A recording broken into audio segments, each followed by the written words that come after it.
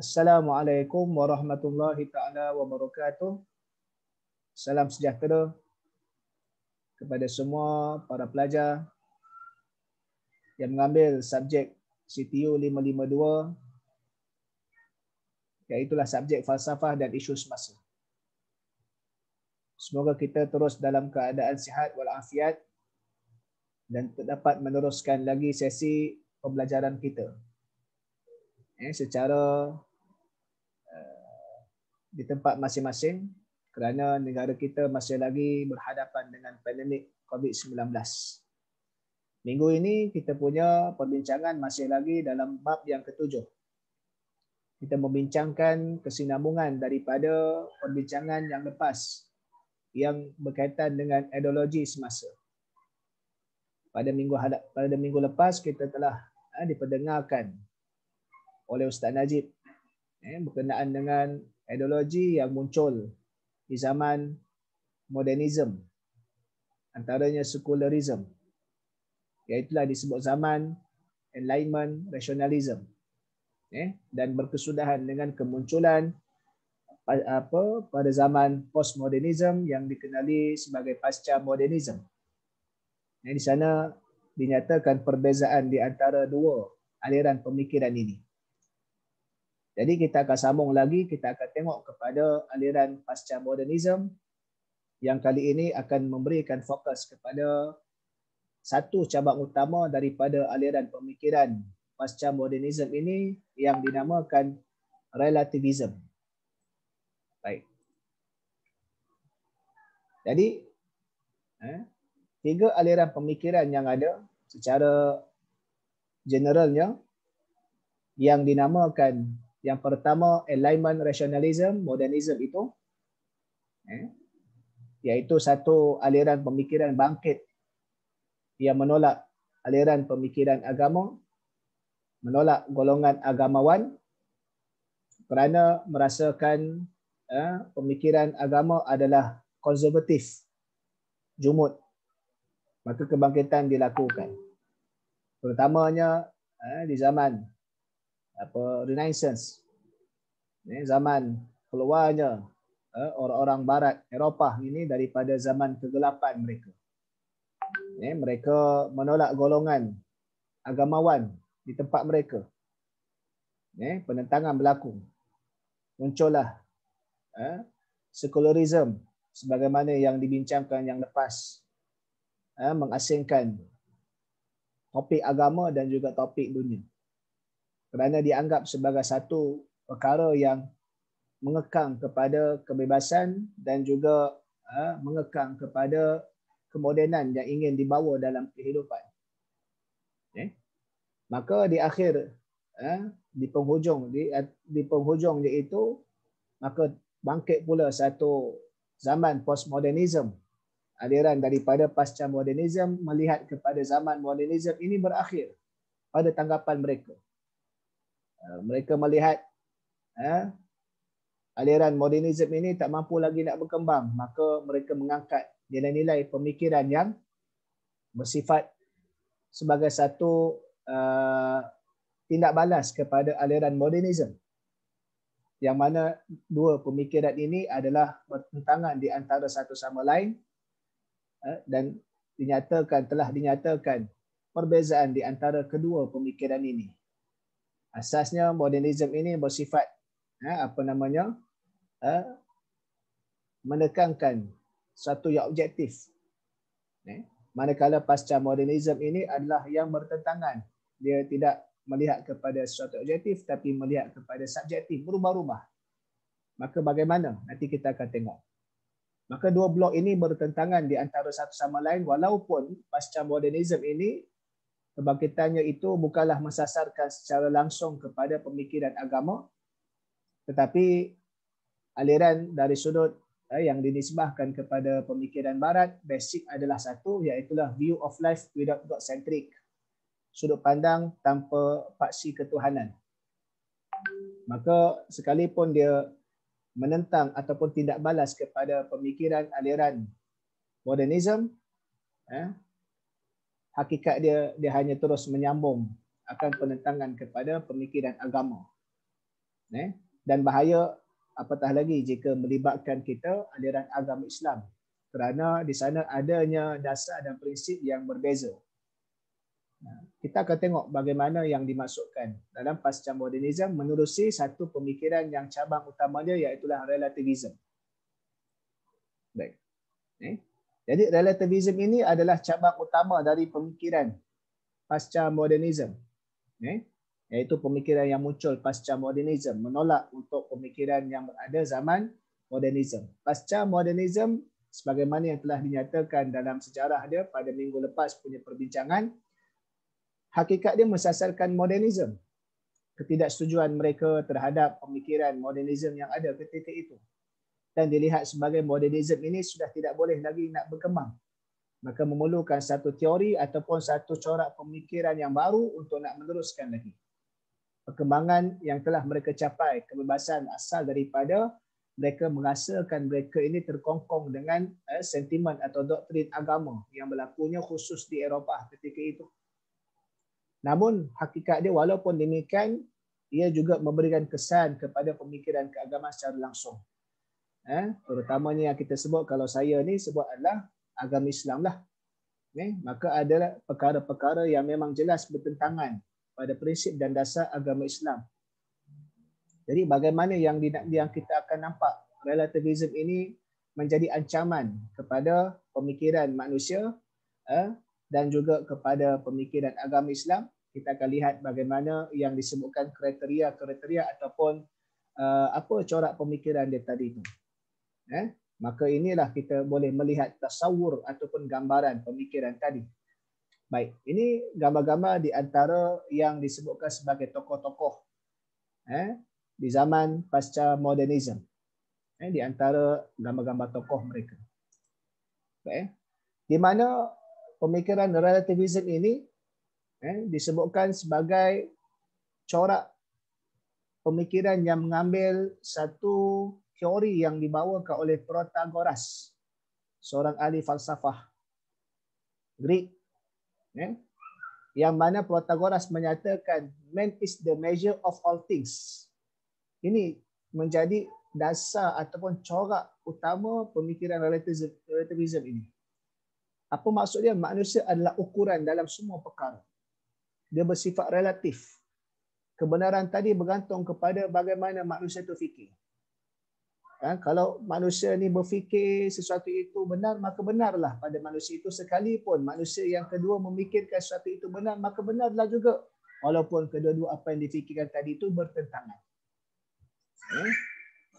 Mudah ceritanya, 1 + 1 sama dengan 2. Kita kata betul. Betul kita kata 1 + 1 sama 2 adalah benar pada kita kerana kita menganggap 1 + 1 itu adalah 2.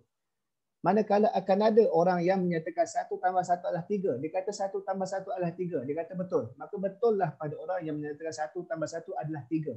Maka benarnya itu adalah relatif, berubah. Tak sama. Maka di sinilah akan menjadi polemik. Dari sudut kita panggil tidak ada disiplin ataupun tidak ada pendirian. Kerana apa? Kerana apa sahaja dianggap kebenaran oleh individu tersebut adalah benar. Dia tidak menerima dari sudut fakta hujah secara sejagat. Secara basic. Dia akan bergantung kepada manusia berfikir. Betul sesuatu itu pun boleh berubah kerana dia bersifat relatif. Perubahan pada individu, pada budaya, pada masyarakat, pada zaman, dasarnya tidak ada. Dasarnya tidak ada. Prinsipnya tidak ada.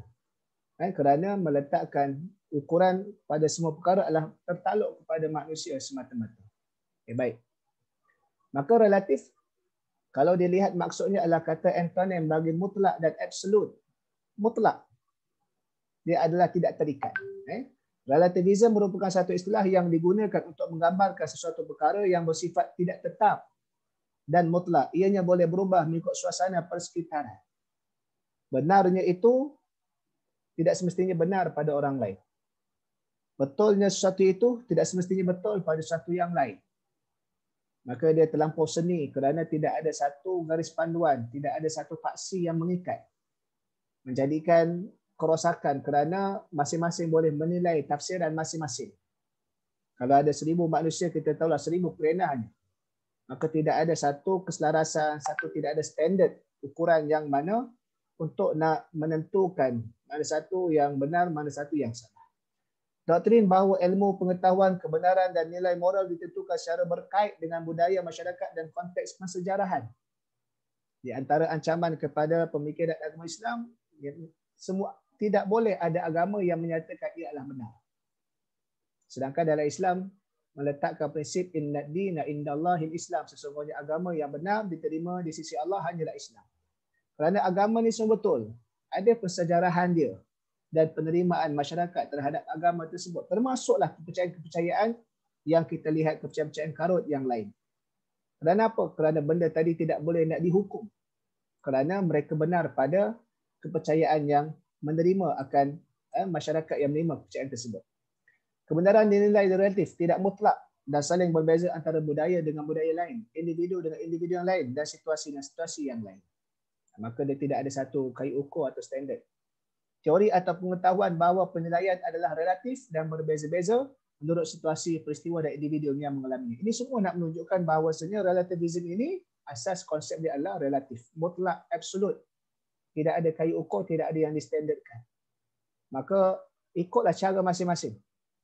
Maka apabila kalau berlaku satu kes, kedua-duanya betul. Tidak boleh nak dihukumkan. Kerana kebenaran mengikut corak pemikiran masing-masing. Maka dia juga memberikan kecelaruan dalam sistem perundangan dan kehakiman. Maka ini adalah satu ancaman ataupun cabaran semasa berdasarkan pemikiran relativism. Maka benar dan fakta, bagaimana nak menentukan benar dan fakta? Maka tak dapat ditentukan. Kerana apa? Ia adalah bersifat relatif. Benar dan fakta itu adalah merupakan ilusi daripada pandangan budaya yang berat sebelah. Kenapa yang dia kata yang ni betul dan yang kenapa contoh yang seseorang ni kata A itu betul, B salah? Kerana seseorang tadi berat sebelah. Kerana telah meletakkan satu betul, satu salah. Maka ini adalah menjadikan kita panggil kecelaruan. Nilai tidak ada lagi mempunyai makna, tidak ada nilai lagi. Tidak ada makna lagi terhadap nilai. Nilai dalam satu benar, satu yang salah tidak ada. Kerana masing-masing boleh mengolah akan makna terhadap sesuatu perkara tanpa ada disiplin. Nisbi, dia disebabkan, ditentukan oleh pelaku masing-masing. Maka ia tidak bersifat berpaksi, tapi adalah bersifat ikutlah cara masing-masing. Mudah ceritanya, dia bersifat relatif, dia tidak bersifat adanya ketetapan dan prinsip. Jadi, sedangkan perkara ini apa yang dibawakan juga adalah sebenarnya tidak boleh diterima. Kerana apa? Kerana dia juga tidak boleh mendakwa pemikiran mereka juga adalah benar. Kerana mereka menyatakan kebenaran bukanlah pada satu pihak tapi bersifat relatif. Ini adalah berlawananlah dengan modernism dan juga kita boleh lihat juga memberikan kesan ke dalam pemikiran agama Islam. Okay? Maka ciri-ciri relativism ini kita boleh lihat menafikan universalism. Menafikan tidak wujud satu persetujuan sejagat berkenaan dengan kebenaran, kebaikan dan lain-lain. Tidak ada. Kerana apa? Dia bersifat berubah-ubah. Ikut masyarakat, ikut budaya tersebut. Kan? Maka itu adalah satu perkara yang tidak adalah kesepakatan dari sudut sejagat tadi itu. Menafikan objektivism. Dia tidak bersifat objektif. Kalau modernism dia bersifat objektif, dia bersifat rasionalism, meletakkan akal saja, apa yang dibuktikan dalam eksperimen makmal itu sahaja, tanpa tak ada. Dan bersifat A, B tak ada. Kan? Maka ini adalah yang mana perbezaan penentangan di antara pasca modernism dengan modernism tadi itu. Menafikan absolutism, tidak wujud nilai-nilai yang bersifat tetap dan tidak berubah seperti nilai kebenaran, kebaikan, keburukan dan lain-lain. Siapa yang dikatakan baik berubah ikut tafsiran masing-masing. Siapa yang dikatakan salah berubah ikut tafsiran masing-masing. Akhir sekali manusia ini tidak ada sistem yang selaras.